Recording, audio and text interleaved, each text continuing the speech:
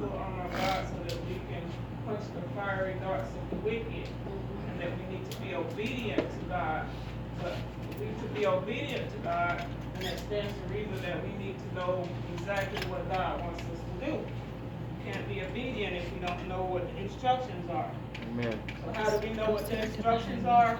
We have to be able to hear God's voice.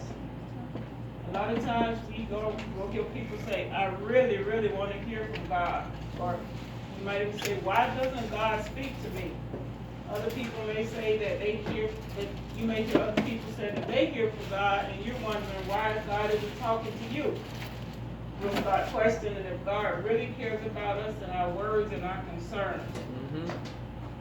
Before I get into hearing about God's voice, I want to present you with the scriptures.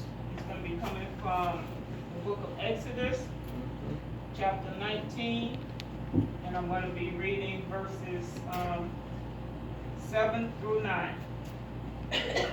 And Moses came and called for the elders of the people, and laid before their faces all these words which the Lord commanded him. And all the people answered together and said, all that the Lord hath spoken we will do. And Moses returned the words of the people unto the Lord. And the Lord said unto Moses, Lo, I come unto you in a thick cloud, that the people may hear when I speak with thee, and believe thee forever. And Moses told the words of the people unto the Lord. It's very important that we hear what God said in that 9th verse. He said when the people hear him speak, they have to believe him. They have to believe it forever. So it's very important in hearing God's voice. When we listen for God, sometimes we listen to him with our natural ear, and we're not really hearing him. And we don't believe that he's speaking to us as we think we should. We don't believe that he's answering us as we think he should, giving us the answers we want, or answering us as quickly as we think he should. We have to start exercising faith and believing that God truly has a desire to speak to each and every one of us on an intimate level. And that sometimes can be hard to do, because we have to remember that we're actually expecting to hear from the God of the universe. We're expecting him to come and talk to us as lowly humans. We have to remember that we're wanting to hear from the God that he knew the exact placement of every star in the sky. This is a God that created all life and all mankind.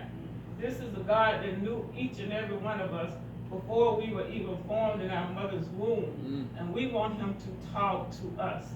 Communication is intimate. And when we want someone to talk to us and commune with us, that's an intimacy. So we're expecting that intimacy from God. We have to have a great faith. It's very hard to think sometimes that the God so powerful and almighty would take the time to not only listen to us when we call on him, but he would actually respond to us.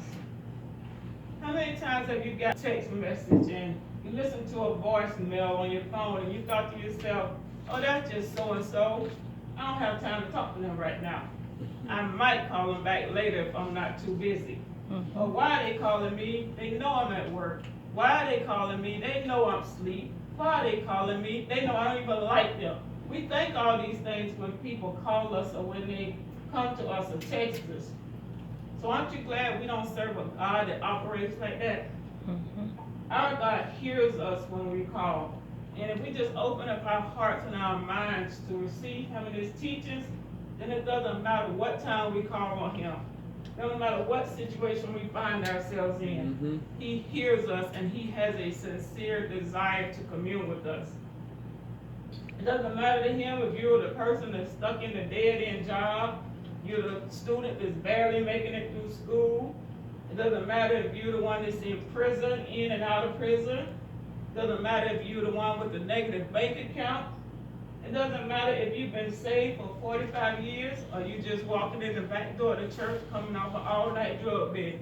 It doesn't matter to God, because if you have a sincere desire to hear from God, he will speak to you.